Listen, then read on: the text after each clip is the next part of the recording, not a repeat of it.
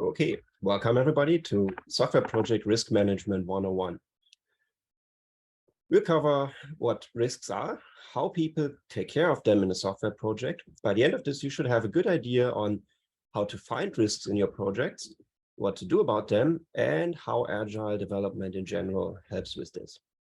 So let's get started. Scope. I want to limit this to software project risk because that's what I know about. I don't want to get into hardware. I don't want to get into any other projects. This is just about software development projects. What is a risk in that context? A risk is usually something bad that could happen, or it's a weighted possibility of a possible outcome and associated bad consequences. So that means it's obviously only for the project. If your neighbor's car is breaking down, that is not scope of project risk management, because even if that's bad for the neighbor, it doesn't usually affect your project. On the other hand, if your child is getting sick, this may be in scope, because if your child is sick, you're probably busy taking care of your child, and that in turn affects your project. Risk is also always negative. We don't need to worry about finishing early. We don't need about wowing the customer, and we don't need to worry about everything going much better than planned. Risks are usually weighted. That means you have some risks that are worse than others. For example, you could have a project risk that's your whole project, or you could have a risk that's fairly harmless and easy to deal with. It's a bit like rearranging the deck chairs on a Titanic so that nobody slips. Yeah, that could be a real hazard that somebody slips and hurt themselves, but that iceberg over there is probably the more risky thing. So handling the risk. Almost everything has risk, whether you acknowledge that and actually try to deal with the risk, or if you just ignore it. There's always risk involved, or it would probably be too boring and you wouldn't be doing it. Because usually the things that have more risk are also the things that are expected to have more profit. If it was so simple that it didn't have anything could go wrong, then you'd probably not be doing it. So there's different ways to handle the risk, and this heavily depends on the project that you're having and what you want to do. For example, you could avoid the risk. That means you just don't do that thing that has the risk, but of course you don't gain anything either. But this can still be a valid approach. You can say as a company, okay, I'm not doing this right now, but maybe I come back to that next month, next quarter, next year, whenever it is more convenient. Or if you think about other risks in your personal life, you may say, hey, I wanted to drive over to my grandma, but looks like we get icy rain tonight, so it's probably not safe to drive. So I'm not driving. I'm not doing the thing with the risk. I'm not getting there. I'm not getting to get grandma's cookies, but I can do that next weekend or whenever the weather is better. So with that, you just avoid the risk. You just postpone the thing that you wanted to do. You could also try to evade the risk. It means pretty much you just knock on wood. You say, it's going to work. Nothing bad will happen. This is also totally fine for the small stuff. If you drive over to the other side of town, say, then it's probably fine if you're a few minutes late. Or if you drive to somewhere else, it's probably fine if you don't take the most efficient, most shortest route. That's okay. Or if you think of software, if you say, oh, okay, this is just a shell script. I don't need to worry about risks or anything. This will just be 20 lines, 25, maybe 30, but I don't really need tests for that. I don't need to plan for this. It's just a quick and dirty shell script, maybe a hack. Just beware that when your shell script goes to 2,500 lines, then there's probably some risk management involved that you should be doing. But maybe then you're using the wrong tool anyway. So if you are in the avoid or evade camps, you can log off now, because we're going to go with the harder route. That's the contain and mitigate actions. Contain means you have resources to handle the risk when it materializes. That is, when it happens. When the risk is not a vague risk anymore, but an actual problem. For example, if you're traveling somewhere, you could leave early and leave yourself some buffer, and that makes sure that you get there on time. Or you could have a spare tire in your car and the tools to change a tire in case you run over a nail and puncture your tire. You could also use an app to warn you about bad traffic. Or if you think you're traveling with an airplane, for example, you could say, okay, I take my toothbrush in a carry-on so that if the plane is blocked, if I'm stranded at some airport, and I don't get my luggage, then I at least have something and can make a worthwhile stay in a hotel. If I have a toothbrush, maybe underwear, socks, whatever you need. So these are all things you can take in advance. And finally, you can mitigate the risk. You take steps before the risk materializes to reduce the eventual costs. For example, if that road is blocked, you leave earlier or you take a different road. You make your plans around that risk. There's also other ways of mitigating risk that I don't want to touch on here. That would be, for example, externalizing the risk. That means you give it to somebody else. You outsource a task or you do subcontracting, and then the other person, whoever is your subcontractor, has the risk and they have to deal with it. Another frequent way to deal with risk is buying insurance. Also, I don't want to cover this because it's not really a software project strategy here. But you buy insurance for all these other things. You have car insurance, you have health insurance, you have maybe home ownership insurance, whatever you have. These are all meant to deal with what happens when the risk materializes, when the risk actually turns into a real problem. You break the car, you have an accident, you flood the apartment, whatever it is. That's where the insurance kicks in, or at least what it's supposed to do. So what are the risks in a software project usually?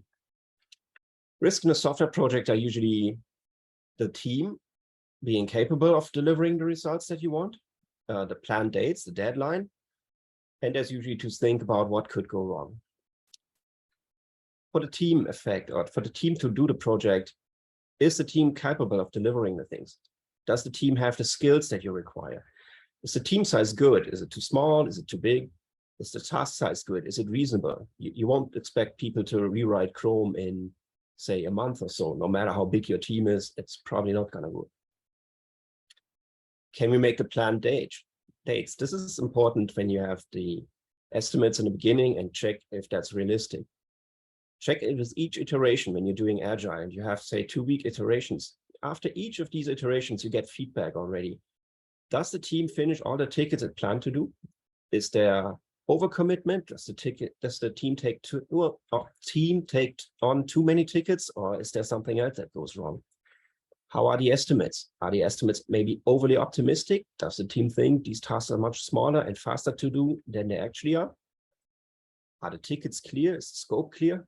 And how much rework do you have to do? Do you often get tickets back, for example, from the QA folks that say, hey, this is not working, this is crashing? And what else could go wrong? There's sometimes hidden things in any projects. For example, you could have to follow certain regulations in your industry. You could have security requirements or privacy concerns. These may or may not be in the tickets, but you should always think about them because these are risks that can delay your project a lot. I want to leave out certain risks here as well. For example, will your customers like the product? That's a certain risk that could happen. If nobody wants to buy your product, that's certainly bad. But that's really something that your product people need to figure out and that they need to check and clarify and then plan the project accordingly too. But once you're already on your way, this is something that you don't really have much impact on. A similar thing would be when the markets change for whatever reason. This is hard to predict. And again, you need to do something outside the scope of this project to handle this. Or does the company even want to do this? Does this fit in the software portfolio of your company? Again, this is outside of the scope of this project. Some people need to decide this, yes, but once your project is going, it's probably going. There could also be another external risk like a volcano wiping out the office. Probably very unlikely, and certainly nothing you can control in your project management. There could also be a ransomware attack that wipes out all your laptops, computers, maybe your CI system, whatever else you have. This is also really beyond project control. There's probably a team in your company that deals with these things, keeping the IT secure and running. And that's a risk for them, and they will take care of this, but this is outside the scope of this project. So with all these things, all these showstoppers, you need to delegate up. That means pass them to management or pass them to whoever deals with these things and has a good handle on them. Risk discovery. Risks are always there, no matter if you deal with them or not. And if you cannot think of any risks in your project, that may indicate that you're not fully understanding the project, because most things are so complicated and interesting that there is always a risk to them. For example, there's the risk of missing deadlines, and this depends heavily on your estimation work. Estimation is another big topic that would be a talk on its own, so I don't want to go into the details here. Just keep an eye on the velocity of the team and see how the estimated tickets and the actually done tickets relate to each other. Yesterday's problem is today's risk. This sounds a bit backwards, does it? I mean here that the problem that you had in your previous project that actually materialized is a risk for this project as well, potentially. So what I would do is go through the list of problems from any previous projects that you had and take that as a starting point for the risk management in this project. Look what went well and look what didn't go well in a previous project. If you're doing agile development and you have iterations, this is kind of baked in. You have a post-mortem feeding into risk management on a project level, and you have the iteration where each iteration ends with a little retrospective. And the retro is just a post-mortem of the previous iteration. And that in turn feeds into the risks for the coming iteration. I don't know, but what could I know? Ask your peers, ask in other projects, ask what other people in your company are doing. What risks are they seeing? Do the same risks apply to you and your project? People are often aware of the risk, but sometimes nobody says or does something about it. And this may be a thing of a company culture.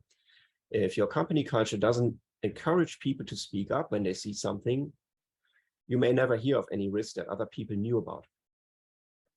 But even if your company culture does encourage speaking up, you may still need to go to people and ask them. They may not come to you with this, but when you ask them and chat with them, they may tell you.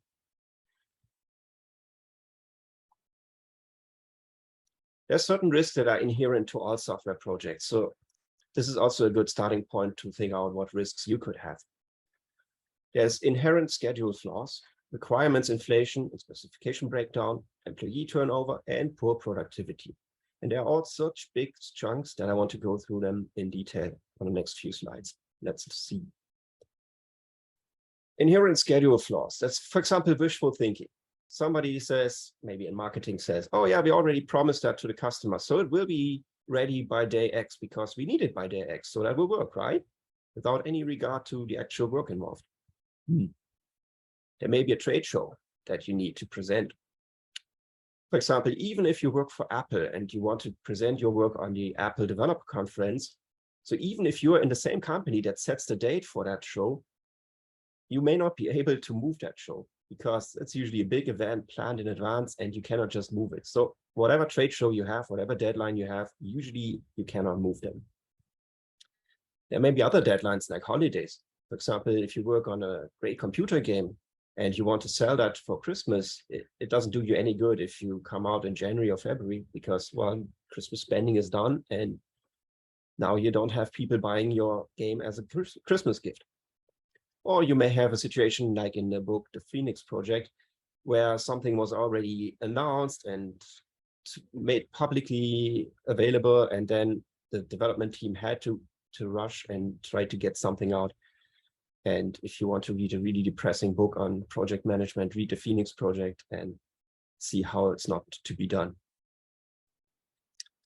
There's also some people that have wrong priorities or different priorities than yours.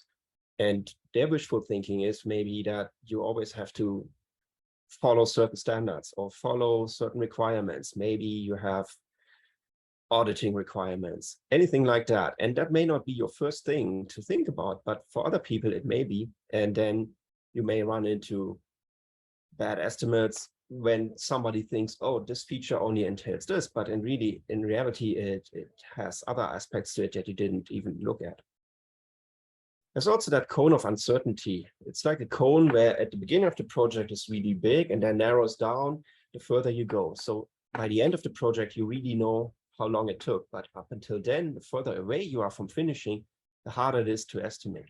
And I think this is not really a cone of uncertainty. It should more be like a triangle of uncertainty because hardly anybody is too pessimistic with their choices. Everything is just optimistic. Oh yeah, we get that done in 4 weeks. And sometimes it turns out to be 8 weeks maybe. But nobody says, oh, this will take 4 weeks and then finish after 2 weeks. There can also be forgotten tasks in your schedule. For example, spikes, where you try to figure out how something works, maybe a library, maybe another service that you want to use. And there could be cleanup work involved, code cleanup, refactoring, cleaning up tech debt. Tech debt is a very sneaky gradual risk that starts out small, nice and easy, and grows over the time of the project. Be aware of tech debt that can sneak up on you. You could also have scheduling flaws when team members are split between projects, when somebody has to work on two different things at a time. First, you have always the context switching, and that takes time. And second, let's say you start out with 50-50 split. So the person works half their time on your project and half the time on the other project. But then what happens when that other project gets in a time crunch? You could find yourself getting only 5% or 0% of that person's work at one point. And then you have a scheduling problem because you just lose people that can work on your project. For this, keep in mind that internal projects or side projects are also projects. Anything that people spend time on, if it's learning, if it's mentoring, one-on-ones, whatever you have, these things take time away from your project. Requirements, inflation, and specification breakdown. That's when your customer or your internal customer says, oh, but we also need this and that and that. And did you think of this? And we need that feature. And that thing only works when we also implement this and this. This is some scope creep that ruins your estimates. Anything you estimated, assuming the task was different, becomes just a quick guess, and you can just forget your numbers there. That's why you should always include a definition of done, or when you're doing agile, add some acceptance tests. What does it take for the customer to be convinced that your project is done or that task is done? Add some acceptance tests to make it clear what needs to be done. Or you could have something where somebody says, oh, but I meant this and that instead. That's poor communication, and that's what you can catch in sprint planning when you're doing agile.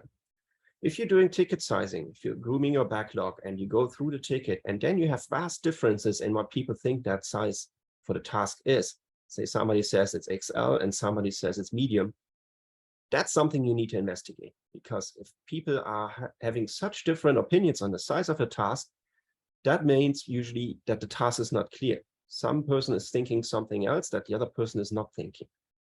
So find out what the differences are in the understanding and clarify these things.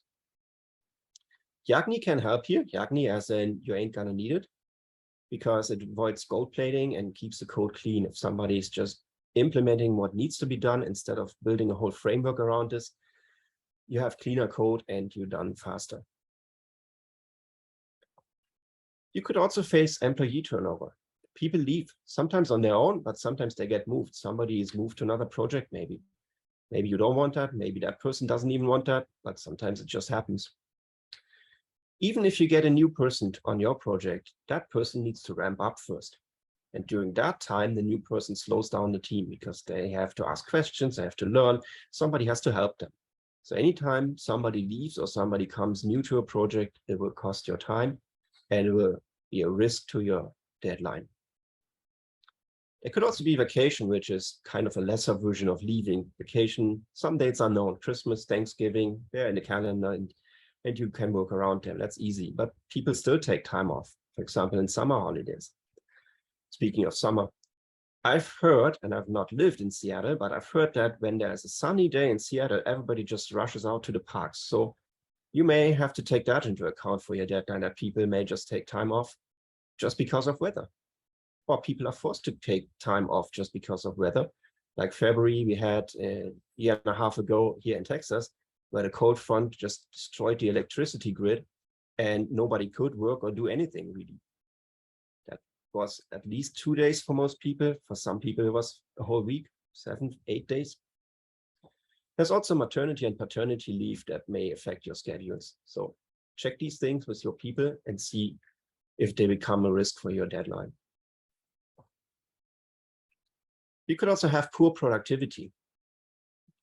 To get to that, check what the developers have and what they need. For example, just a domain expert or customer. Is the customer available? Can your developers ask questions as they come up? Can they ask for clarifications on unclear tickets? Can they ask for certain details? Or do you need special hardware or software licenses that you need to buy? Do you have all the licenses that you need? Do you need output from other teams, like the designs team? If somebody gives you wireframes or somebody gives you the designs, do you need to work with them to get those integrated into the code base?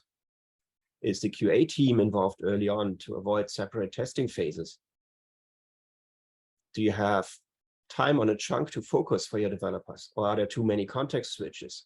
Each time the developer has to stop working, like for helping others, for mentoring, one-on-ones, customer support, meetings, or any other things. Can be small items like unrelated to work, but the project could be time tracking, could be reimbursements, filing this, filing that. If you have all those distractions and they pile up, it can destroy the focus of developers and really hurt your deadline. You could also have poor code quality. That's why I keep saying, be aware of the tech debt. This is a downward spiral. In the beginning, it's harmless, but eventually you end up spending so much more time manually testing if you don't have automated tests, and you spend so much time working around any problems in the code base. You could also have poor documentation, which is similar. Then you have this game of, oh, for this, go ask that person. And that person says, no, ask the other person. And that in turn sends you elsewhere. If you do that, say on Slack, and each person takes a few hours to respond and get back to you, maybe different time zones, it's really slow. It can kill a whole day. It's also distracting for both the people that have to ask and for the people that get asked. And finally, check your company culture. Are your people already burned out? Is there already a lot of overtime going on? Or do you have a lot of bureaucracy? For example, if you need to manually sign off on deployments, that will slow you down a lot. Or if you need 3 code reviewers for any simple change, and you have to hunt them down and ask them to finally look at your code, this will also slow development down. Okay, so this should give you a good idea of what risks you could face. Now, what you do with the risk. For each of these risks that you just discovered, write them down. Write down the name of the risk, then the indicators for that risk materializing. Well, how can you detect early on that is likely or more likely to hit you? For example, if you look at poor productivity, you could compare the team's velocity, sprint over sprint, iteration over iteration, and you could see, okay, are we roughly doing the same amount of story points, or does this go down? And you can, of course, ask the developers, ask the people that are working on these things. These people will probably know the risks way before you do. Then write down the estimated impact and the probability. Quantifying can be hard, but you don't need to have it down to, I don't know how many places behind the decimal point. That's not the point. You can go with something simple like green, yellow, or red. That's good enough for the beginning.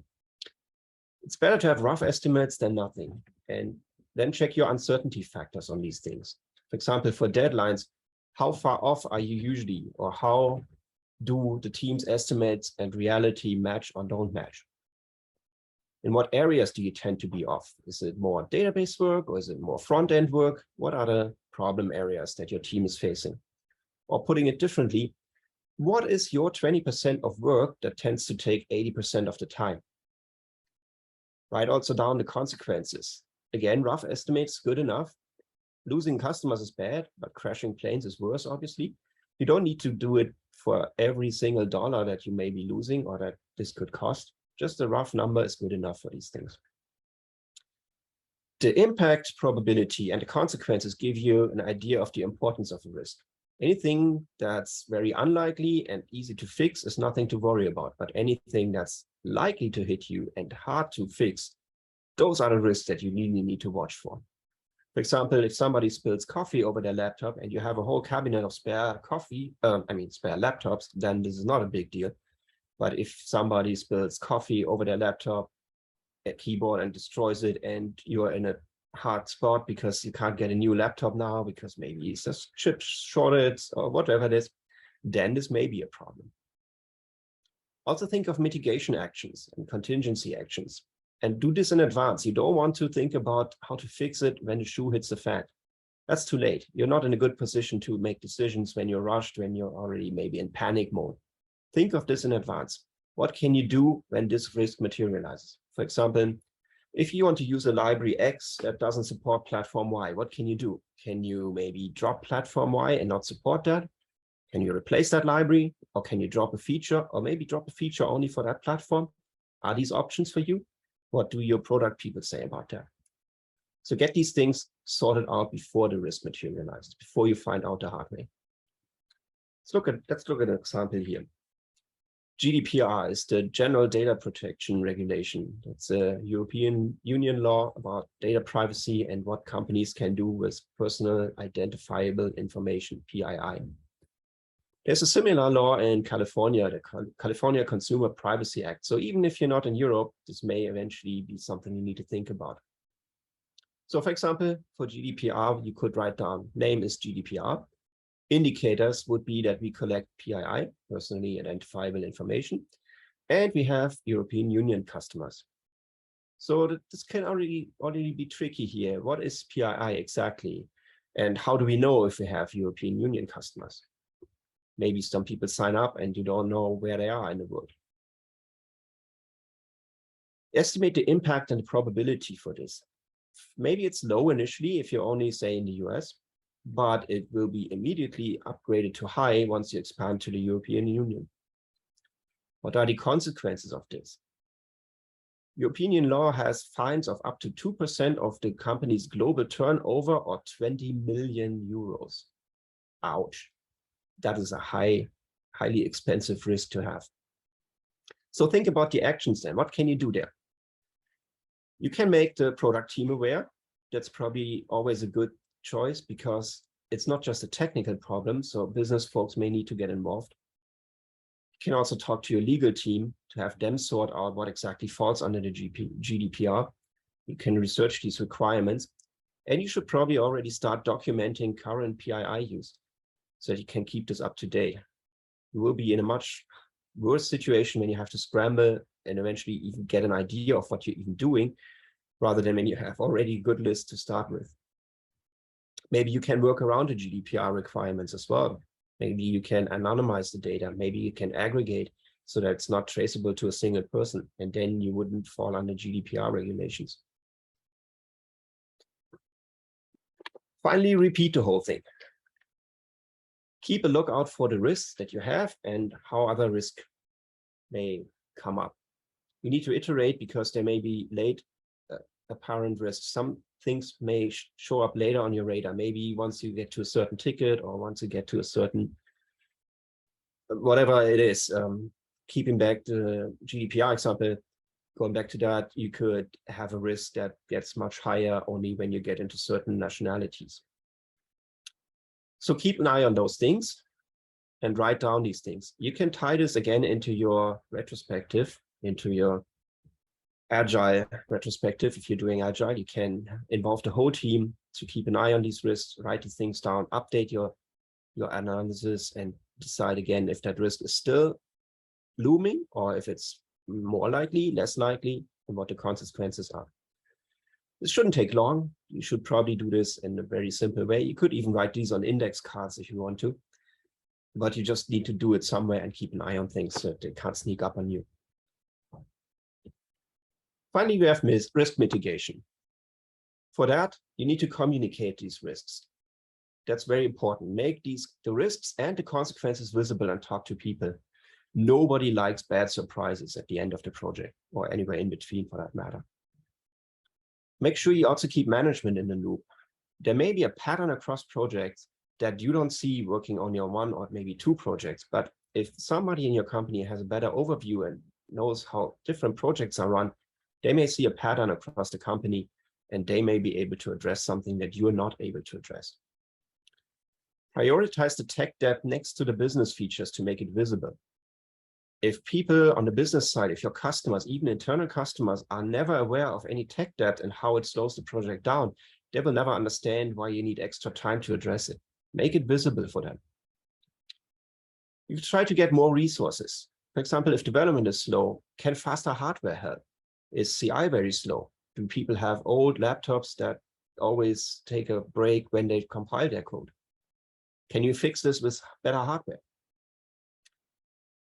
Or can other departments in the company help? For example, specialized departments, your legal department, can they help you with the project by reviewing certain things or clarifying certain things for you? Can you get other people from maybe design departments or maybe even helpers from other projects? Be careful with this. As said before, adding more people to a late project usually makes it even later. That's Fred Brooks' mythical man month, because people need to communicate with each other, and the more people there are to communicate with, the more lines of communication you have and the more effort you have to put into this. Or maybe you could get training. If people are working in a slightly unfamiliar code base or area, can you buy them training and make them faster that way? Or do they have to learn everything by doing, which may be slower? Check for any continuous improvements that you could do. For example, in automation and in procedures. For example, run linters on your code base so that no manual reviewer needs to pick out the style changes or any style guide violations that you might have. Python is really good at that with PEP 8, where they pretty much define how Python code should look like. And these linters can do that automatically for you. You can do that even when you save in your editor. Check out the build systems, run code reviews to catch tests, and run linters on your code to catch static analysis linters to catch any other things that might be fishy. And again, avoid overpowering tech debt. If you include code cleanup on a regular basis, I mean, make it Tech Debt Tuesday if you have to. I would prefer Taco Tuesday, but if you have to, make it a Tech Debt Tuesday and get around to addressing the tech debt on a regular basis. If you're really good, you could address it immediately after the feature is done. And if the code works as expected, then you have your tests. You do have tests, right? So when everything is working already, then you go in and refactor and clean up the code, anything that's not nice. And then you can also write your documentation. You have documentation, right? Okay. So what if the risk materializes? What to do then? Say, for example, you can't make the deadline. What can you do? Maybe you already wrote this down when you wrote the cards on all the risks, but there should be something. You could, for example, extend the deadline if possible. Just say Duke Nukem forever, but eventually, hey, that made it eventually. Sometimes you may not be able to do that. In that case, maybe you can cut or postpone features.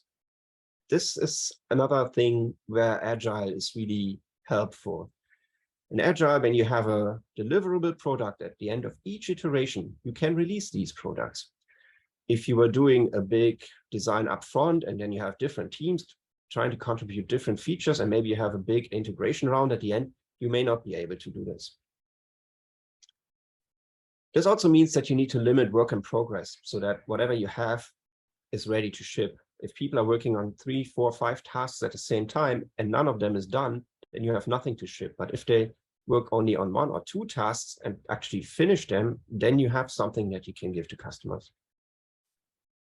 This also underlines that you need to notice early on when a risk materializes so that you can actually pick the features that you want to include. When you know, oh, this is already June 24th, I want to ship by July 1st. What do I do now? What can I cut? What can I include? This is much harder than when you say, okay, this risk will materialize. I want to ship August 1st, and now it's almost end of June. Now I can decide, okay, which features do I want to prioritize? I pick those and make sure they get in, and then I can decide which ones I drop. You may be able to work more to avoid the problem of the missed deadline, but overtime only works for short times, and if people are not already working overtime. Overtime was never a sign of good project management. So if you're already in a time crunch and people are already working overtime, this probably won't do you anything. But if overtime is a common thing anyway, you have probably bigger problems than this project and its risk. Okay, to sum up, risk management 101. Make a plan. Planning is more important than a plan. Think about these things. Think about what could go wrong, how you will recognize something could go wrong, and what the consequences are. And then check which of these risks you need to address in which order. Be aware of any possible risks, how to recognize them early, and what to do about them. Use Agile for quick feedback and quick iterations. Short iterations, retrospectives, these all tie into risk management easily. Keeps the whole thing more manageable. And then finally, manage risk by actively steering the ship in the other direction. Sorry, I didn't have any cliche management phrases yet, and I'm almost done with this presentation, so I had to sneak at least one in here. But this goes back to the second to last slide. Monitor the risks early and then do what you can to avoid the risks. And finally, this is a personal one, keep the tech debt low.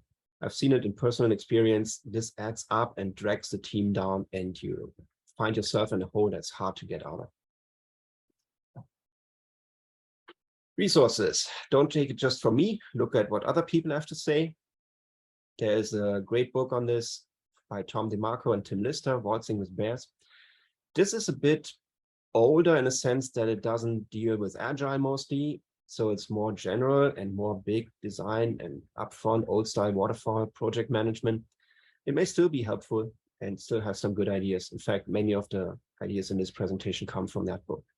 And then for more modern, more agile, check these links out. Codeboards and Agile Alliance and Scrum.org have risk management and how it ties in with Agile and what you need to do to get your Agile project going and contain the risk.